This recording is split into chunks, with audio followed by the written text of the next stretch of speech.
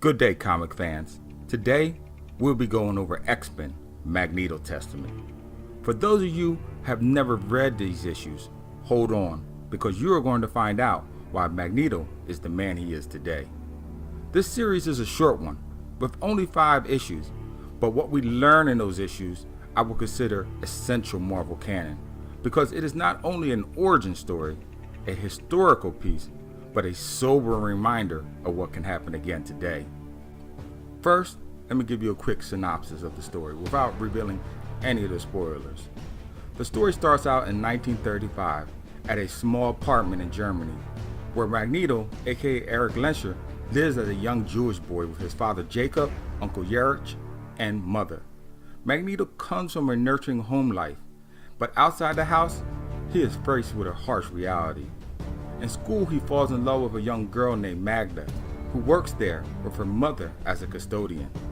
It is here, at the Institute of Higher Learning, that Eric experiences racism, as he is bullied by not only the other kids, but the school headmaster as well, despite it being noted that he is an exceptional student, or rather, I would say because he is one. But this is a minor obstacle in his life, as the story gets far worse, when it is revealed that he lives at a time and place of Adolf Hitler's rise to power. Quickly, laws are passed that Jews are no longer citizens. They can no longer marry non-Jews, and they are no longer able even to hoist their own national flags. Right away, Jews are treated as subhuman species, as they live under constant abuse and degradation, having to scratch out a living amongst the trash, while German citizens flaunt their wealth and status. Until one night, Jews were evicted out of their home and extorted out of their businesses, causing Magneto's family to flee to Poland for refuge. But the might of the German army follows them there and invades the country, conquering it. Continuing to flee for their lives, Eric's family seeks refuge in the city of Warsaw, where they are quickly gathered up with the remaining Jews and placed in a walled concentration camp. Here, the family finds itself in a worse situation, with their rations dwindling on a daily basis. But if they try to escape, the penalty is death. Despite this, the family does in fact escape, only to be recaptured and to wind up in a worse situation. After this horrific event, Eric finds himself in Auschwitz alone, where he is forced into labor at the crematorium, disposing of bodies that are gassed to death in the shower chambers. He eventually reunites with his old school teacher Fritz Kolb, who tries to look after him. After some even more horrible events, Eric seems to give up on life until he sees Magda, his childhood sweetheart. This gives him hope until he eventually escapes and finds himself returning to the camp years later as a man.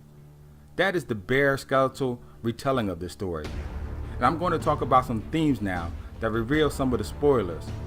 So if this story intrigues you and you want to be surprised on your own, stop here and come back later after you have read these issues for yourself. Now, I want to go over a few themes I would like to talk about. The first one being submissiveness. There are 2 parts of the story that deal with this. One, when Fritz Kolb, quoting to Eric at school, that the nail that strikes out the furthest gets hammered down. And another one when Jacob and Eric debate on whether the Jews should stick up for themselves or not. Jacob's argument is that if they strike back, the Nazis only retaliate, killing even more of them as punishment for their deeds, while Eric tells him, what's the difference? They're killing us anyway, only over a long period of time. The second thing I want to talk about is power. You see, in the story, the Jews just don't start off in death camps.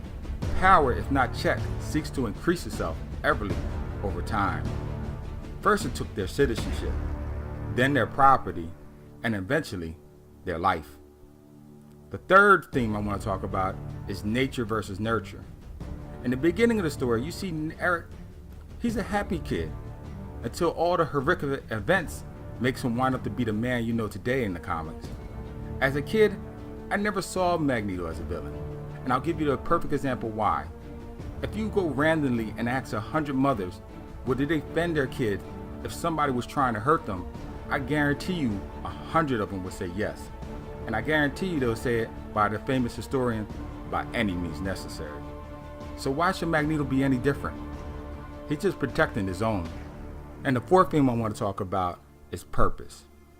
There's a scene in the comic where Eric places a piece of paper in a jar and buries it, symbolizing that he's given up. He just doesn't care what happens to him anymore. He doesn't care until he sees Magda, that is. She gives him a sense of purpose, a reason to live on, a reason to survive, to live.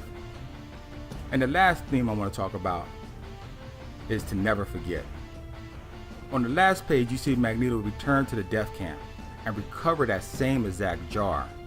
That day, his old self has died, and the man that we know in comics now today was born. You see, the things that happen to us as children, we carry on to adulthood. It's always lingering there, below the veil of our subconscious, causing us to react to emotional triggers in ways we don't always understand. We all have experienced or know someone that has experienced as a child that alcoholic father, or that molesting uncle, or that bully they had to deal with in school. If not dealt with emotionally, those feelings can rule us as adults. And now, quickly for our last few words, I thought the cover art on each and every one of these issues was awesome, breathtaking, and powerful. With their black and white shades of gray, contrasted with a dash of crimson red, just spectacular.